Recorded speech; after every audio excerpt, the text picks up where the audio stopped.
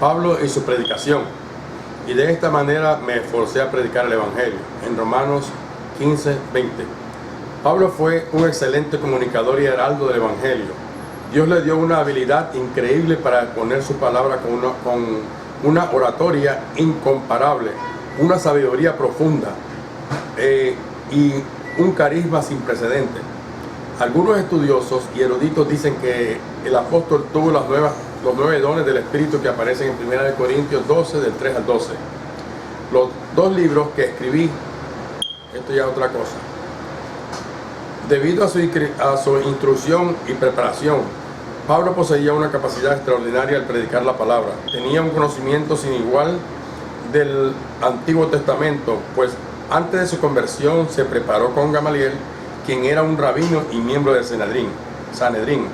Todos los líderes religiosos de su tiempo lo estimaban y respetaban, y llegó a ser un perseguidor de la iglesia hasta que Cristo lo transformó y lo llamó ministro de la predicación de su evangelio. Pablo, predicador y heraldo. La palabra predicador y predicar en griego es kerux, que es heraldo y que está relacionada con keruzo, que significa predicar, divulgar, ser heraldo, pregonar y publicar, y con kerugma, también enseñar, que se utiliza con predicador del Evangelio. Pablo mismo lo dice así: para esto yo fui constituido predicador y apóstol, digo verdad en Cristo, no miento, y maestro de gentiles en fe y en verdad. En 1 Timoteo 2:7.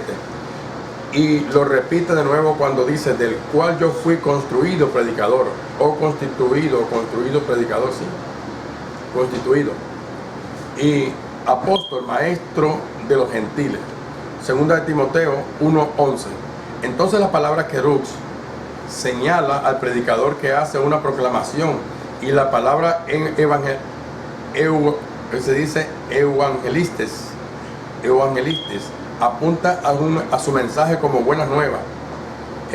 También la palabra catangelus significa proclamador, un heraldo, y se relaciona con catangelo, que es proclamar.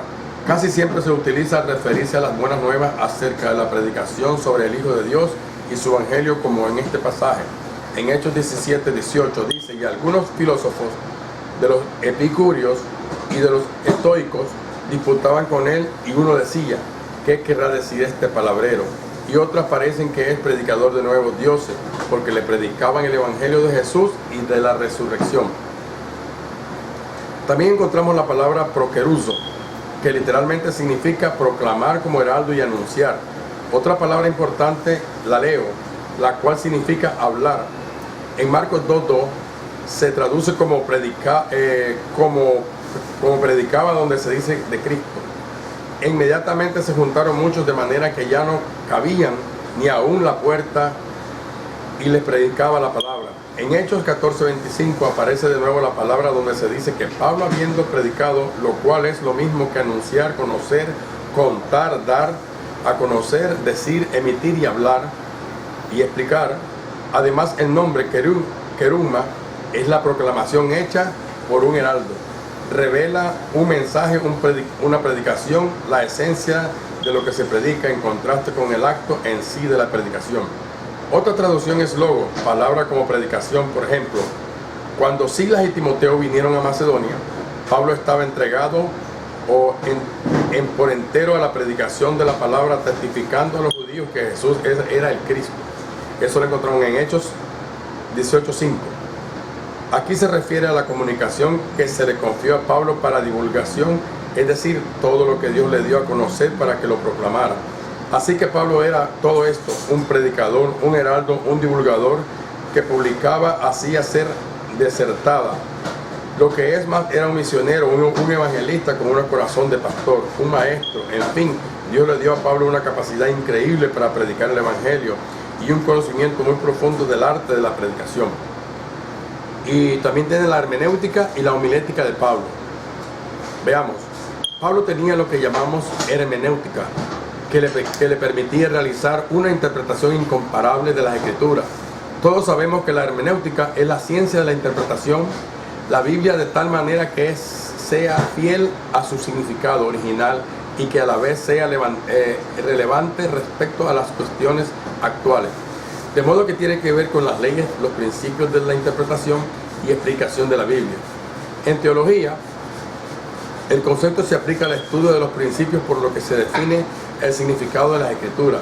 Por otra parte, la hermenéutica precede a la exégesis, que es la interpretación en sí de pasajes o de pasajes particulares. La hermenéutica requiere conocimiento de las lenguas originales de la Escritura.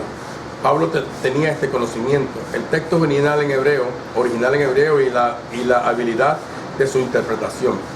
También tenía lo que llamamos homilética, que es la habilidad profunda de exponer su mensaje. Y todos sabemos también lo que es la homilética. Estas palabras vienen del griego homileo, que es conversar, charlar, predicar. Se trata de esa rama de teología relacionada con el arte y la ciencia de la predicación cristiana. Y tiene que ver con la naturaleza de clasificación, análisis, construcción, composición de un sermón. Pablo era un experto tanto en el hermenéutico como en la homilética y predicaba de una manera increíble, asombrosa. Y el glorioso llamado de predicar. Cuando tenía 20 años de edad, este era para los misioneros, uno de los predicadores que me impactó mucho, pues eso es otra cosa. Predique, predique, predique, palabra en cualquier lugar, en todo tiempo, en todo momento, en toda ocasión. O cualquier persona en el avión, en las plazas o en la calle, en el autobús, en el campo, en la ciudad, en fin, a tiempo y fuera de tiempo, predique, predique, predique, predique la palabra. Otra vez, predique, predique, predique la palabra, en cualquier lugar, en todo tiempo, en todo momento, en toda ocasión, en cualquier persona, en el avión, en las plazas, en la calle, en el autobús, en el campo, en la ciudad, en fin, en tiempo y fuera de tiempo, predique, predique, predique. Fue algo maravilloso de estar ahí. Esos son explicaciones del escritor. Predicar la palabra de Dios. Entonces, ¿qué nos dice el apóstol acerca de la predicación? Pablo dijo que prediquemos la palabra en todo tiempo, en 2 Timoteo 4:2. Que predique la palabra, que insiste o que inste a tiempo y fuera de tiempo. Redarguye, reprende, exhorta con toda paciencia y doctrina. El segundo punto dice, predicaba sin vehemencias, entrega y pasión. Hechos 9:22. Pero Saulo mucho más se esforzaba y confundía a los judíos que moraban en Damasco, demostrando que Jesús era el Cristo. Pablo predicaba con sabiduría, Hechos 17:17. Así que discutía en las sinagogas con los judíos piadosos y en la plaza cada día con los que concurrían. Pablo predicaba con persuasión, Hechos 18:4, y discutía en la sinagoga todos los días de reposo y persuadía a judíos y a griegos. En 2 Corintios 5:11, conociendo pues el temor del Señor, persuadimos a los hombres. Pablo predicaba con destreza de intelecto, Hechos 19:10. Pero endureciéndose algunos y no creyendo, maldiciendo el camino delante de la multitud, se apartó Pablo de ellos y separó a los discípulos, discutiendo cada día en la escuela de un llamado tirano. Así continuó por espacio de 2 años, de manera que todos los que habitan en Asia, judíos, griegos, oyeron la palabra del Señor Jesús. Ya sea que Pablo predicara en una escuela, a los judíos en sus congregaciones o sinagogas, o a los filósofos griegos en la acrópolis de Atenas, o a las comunes multitudes paganas en Listra. Hacía lo mismo con gobernadores, oficiales de gobierno, reyes, líderes religiosos y teólogos de su tiempo. Ese es el punto número 6. Pablo predicaba y enseñaba, Hechos 18:11. Y se detuvo allí 1 año y 6 meses, enseñándoles la palabra de Dios. Pablo predicaba con sus lágrimas, Hechos 20:31. Por tanto, velad, acordándoos que por 3 años de noche y día no he cesado de amonestar con lágrimas a cada uno. Filipenses 3:18. Porque por ahí andan muchos, de los cuales os dije muchas veces, aún ahora lo digo llorando, que son enemigos de la cruz de Cristo.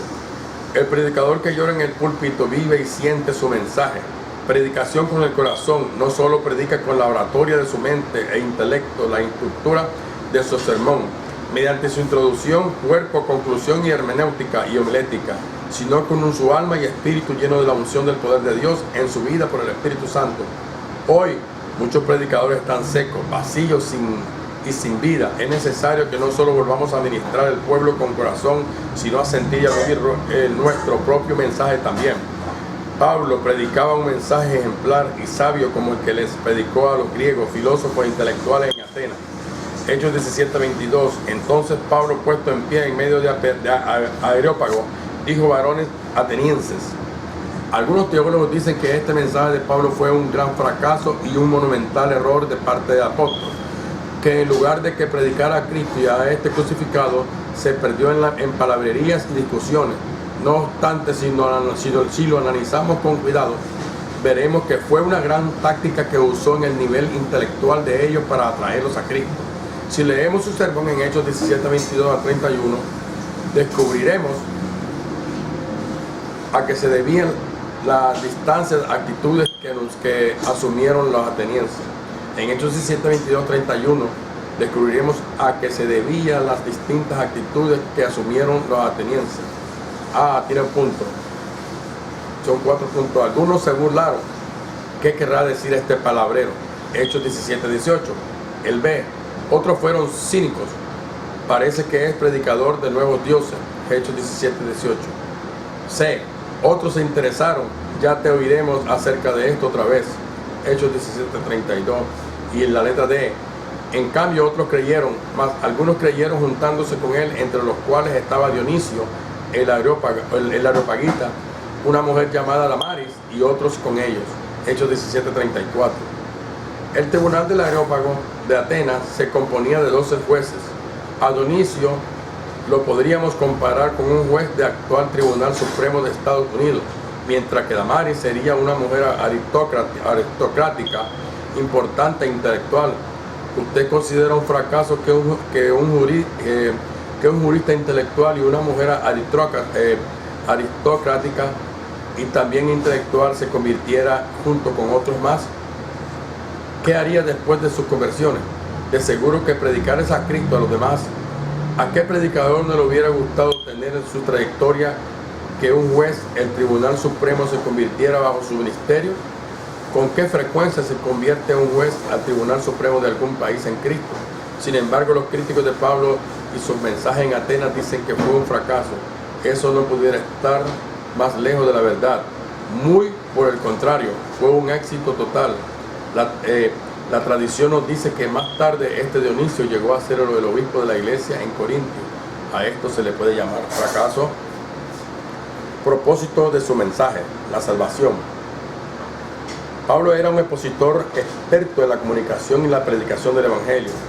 Se adaptaba constantemente al nivel intelectual, cultural de audiencia en la que se le predicaba o en la que les predicaba.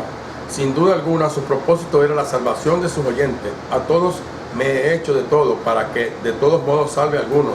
1 Corintios 9:22. En otras palabras, siempre predicaba al nivel del pueblo que ministraba en ese momento, al nivel particular de cada audiencia. Por ejemplo, cuando le habló al pueblo de Antioquía, de Pisidia, Pablo usó la mayoría de las escrituras del Antiguo Testamento con las que estaba familiarizado debido a que la conocía. Hechos 13:14 hasta el 44. Cuando le habló a la gente común en Listra, Pablo expresó su misma predicación, pero sin usar la escritura del Antiguo Testamento porque no la conocía. Se trataba de personas humildes sin intelectualidad y profundidad de conocimiento. Por eso les habló acerca de los beneficios de Dios. Hechos 14:15 al 18. Y tenemos, según la audiencia que tuviera delante, Pablo cambiaba de estrategia, aunque el mensaje era el mismo, y la salvación en Cristo. Un desafío sin precedentes. En Atenas, Pablo presentó su mensaje con cortesía, respeto y sabiduría al nivel de sus oyentes. De ahí que citara en sus poetas filosóficos e intelectuales que conocían bien. Además les habló de historia religiosa o de religión y sus altares. A continuación les habló de la naturaleza divina y le presentó a Dios desconocido o invisible que no conocía, pero que tenía una idea de su existencia. Así que no empezó combatiendo su idolatría, ni citando referencias judías de la escritura porque la desconocía, sino que primero se ganó su atención a intereses y después les predicó qué maestría. Después combatió la idolatría y logró su objetivo cuando dijo: a Dios no conocido, al que vosotros adoráis, pues sin conocerle es a quien yo os anuncio. Hechos 17:23. En esencia, Pablo desafió a los griegos en 5 puntos que fueron. Primero, los griegos se creían que eran una raza única. Pablo dice que Dios fue el que creó todas las cosas, el Dios que hizo al mundo y todas las cosas que en él hay, siendo Señor de los cielos y de la tierra. Hechos 17:24. Segundo punto, dice: los griegos, en especial los atenienses, apuntaban a la Acrópolis y su belleza arquitectónica. Pablo dice que Dios no habita en el templo hecho por manos humanas. Hechos 17:24. El tercer punto, los griegos se sentían superiores a los bárbaros ignorantes de la época según su punto de vista. Pablo dice que Dios creó la humanidad de un solo hombre y de una sangre ha hecho todo el linaje de los hombres para que habiten sobre toda la faz de la tierra. Hechos 17:26. El cuarto punto dice que los griegos se gloriaban en su pasado de sus conquistas. Pablo dice que fue Dios el que los determina todo y les ha prefijado el orden de los tiempos y los límites de su habitación. Hechos 17:26. El quinto punto dice: los griegos se enorgullecían de su historia y de la edad dorada, del intelectualismo de los epicúreos y de los estoicos y de la sabiduría humana. Pablo dice que vivían en ignorancia especial, pero Dios, habiendo pasado por alto los tiempos de esta ignorancia, ahora manda a todos los hombres en todo lugar que se arrepientan. Hechos 17:30. Al llegar a ese punto en el final de su discurso, Pablo le dice que tenía que arrepentirse. El desafío de conquistar lo que Dios dice en su palabra. Nosotros los predicadores tenemos que predicarle a la gente simple, humilde y sencilla, pero también respetar y considerar la intelectualidad de los considerados letrados e inteligentes y estudiados, a fin de ganarlas en la sabiduría de depender del Espíritu Santo. Además, debemos estar preparados para hablar a otra clase de personas, desde el más pequeño y humilde trabajador hasta el presidente, desde el más sencillo hasta el rey.